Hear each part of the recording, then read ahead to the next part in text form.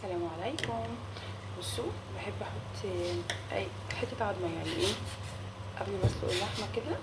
تمام، بتخلي طعم الشوربه جميله، بس بحب احطها في الاول. تمام، عشان هي بتنزل ريم اكتر من اللحمه. هتبدا تغلي واشيل الريم بتاعها اللي هو البني ده. اي حاجه بتطلع منها. تمام، لون الميه اصلا بيتغير مجرد ما تبدا في الغليان شويه كده 10 دقايق قبل اللحمه، اجي احطها على طول. بصوا، بعد ما هي غليت خلاص ونزلت الحاجه بتاعتها البن بتاعها، هنقوم ايه بقى حاطين ايه اللحمه بتاعتنا. بسم الله الرحمن الرحيم. بسم الله، الله اكبر. بسم الله الرحمن الرحيم. اللهم اجرنا من عذاب النار يا رب من عذاب جهنم.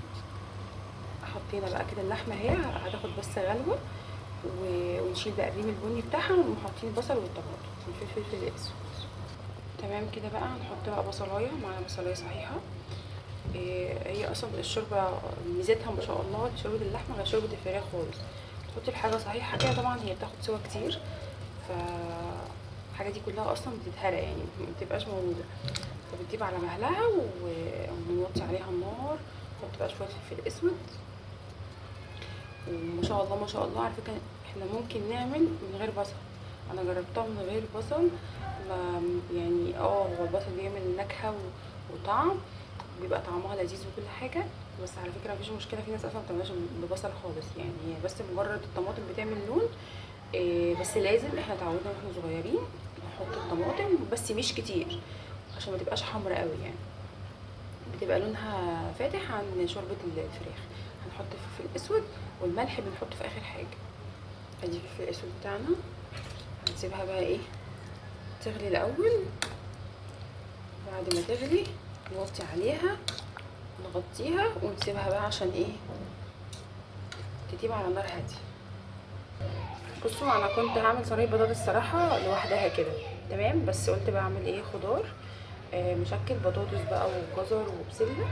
تمام، هنحط البطاطس بالشكل ده، وهنحط بقى الخضار. البصل بتاعنا اهوت، هنحط بس البهارات. هنحط بقى البصل بتاعنا، تمام، بصلايه واحده بس. وهنقوم بقى جايبين البهارات بتاعتنا، ملح وفلفل وكمون وسبع بهارات وورق لورا. بصوا، حاطين ورق اللورا، تمام، والملح بتاعنا اهوت، ومعانا معلقه صغيره سبع بهارات، تمام. ادي الفلفل الاسود بتاعنا، ادي الكمون. هنقلب بقى كل ده مع بعضه كده بالراحه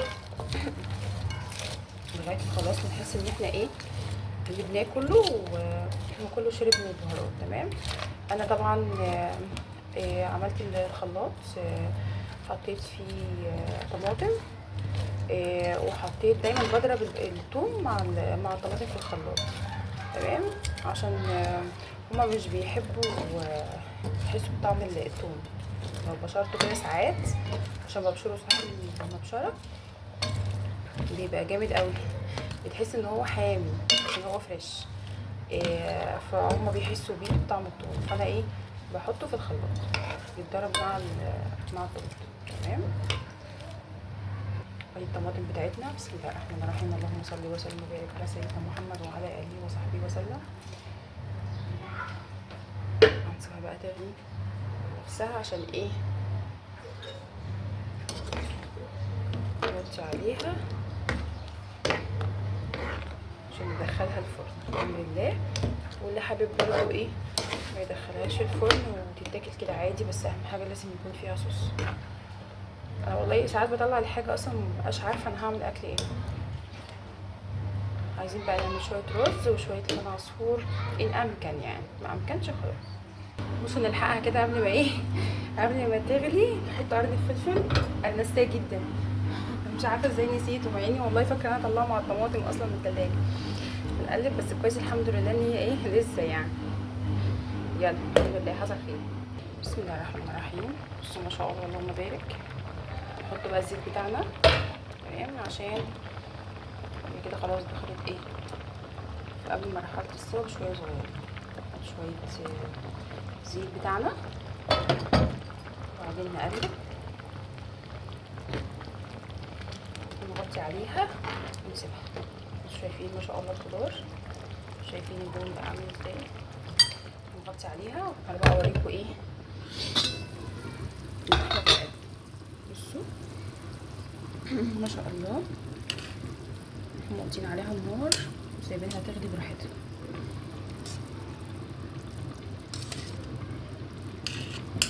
عشان نعمل الرز، شوف هنعمل شويه رز بشعريه. بسم الله الرحمن الرحيم. هنعمل شويه رز بشعريه. حاطين الشعريه بتاعتنا تمام. بعدين هنحط شويه زيت. بسم الله الرحمن الرحيم. نحط بقى السمنه بتاعتنا. السمنه سايحه اصلا خالص. بصوا الجو من كتر ما هو حر ما شاء الله السمنه سايحه. نحط شويه. بسم الله الرحمن الرحيم. بسم الله الرحمن الرحيم. اللهم صل وسلم وبارك على سيدنا محمد وعلى اله وصحبه وسلم. نقلب بقى كده بالراحه. انا بحب احط شويه زيت عشان الرز يبقى مفرفر وجميل كده، ما يكونش لا هو مش طيب ولا هو معجون. تمام. وطبعا ما تنسوش وانتوا بتحمروا الشعريه تحطوا معلقه الملح عشان دي اللي بتخلي الشعريه كلها لون واحد. اهي معلقه اهي، دي بتخلي الشعريه تتحمر وكلها بتبقى لون ذهبي وجميل. يعني تلاقي حبايه مثلا غامقه ولا حبايه فاتحه. يومئذ يوم عسير شاطر. على الكافرين غير يسير. شاطر. ذرني ومن خلقني وحيدا وجعلت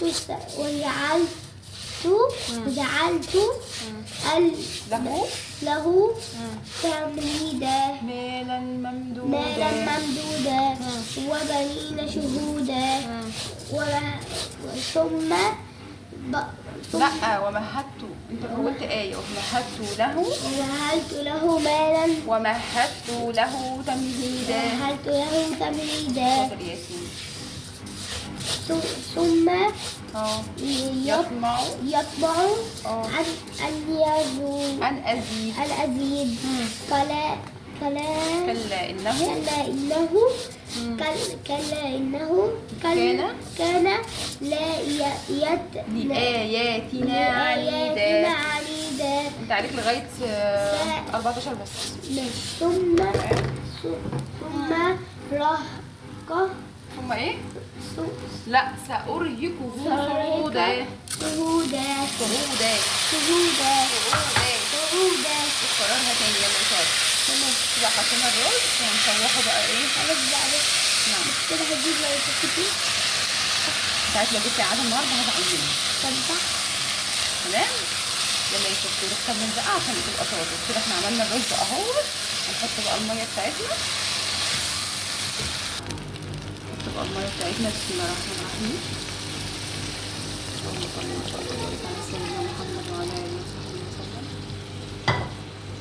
هادي الرز بتاعنا. اللهم صل وسلم وبارك على سيدنا محمد وعلى اله وصحبه وسلم. هنغطيه بقى لغايه ما يغلي يتشرب ونقوموا ايه موطين عليه. بصوا بقى الرز بتاعنا ما شاء الله اللهم بارك. هو كده خلاص بيتلدن يعني هو اتشرب فدخل في مرحله ايه المرحله الاخيره من السوا. تمام الحمد لله. هنغطي عليه. بعدين بص بقى على ايه الصينيه بتاعتنا الجميله دي. هندخلها بس الفرن تاخد وش بسيط او ممكن نسيبها كده عادي. يعني اللي عايز يعمل كده يتفضل. تمام. بس هي لو اخدت وش في الفرن مع غلوه سبحان الله بتغير طعمها وتخلي طعمها للافضل يعني. تمام. نبص بقى على ايه اللحمه بتاعتنا. بسم الله الرحمن الرحيم. اللحمه خلاص اهي. احنا هنحط لها الملح بتاعنا. بسم الله الرحمن الرحيم. نحط لها معلقه ملح. تمام. عشان هي خلاص مش عارفه هي قربت عشان احنا بنحبها مستويه قوي. تمام. فهنوطي عليها ونسيبها. اللي وصل لغايه هنا ما تنسوش تفعلوا زر الجرس وتشتركوا في القناه عشان يوصل لكم كل جديد ودعواتكم الحلوه. ربنا يبارك فيكم يا رب ويحفظكم جميعا. اللهم امين يا رب العالمين. بحبكم في الله والسلام عليكم ورحمه الله وبركاته.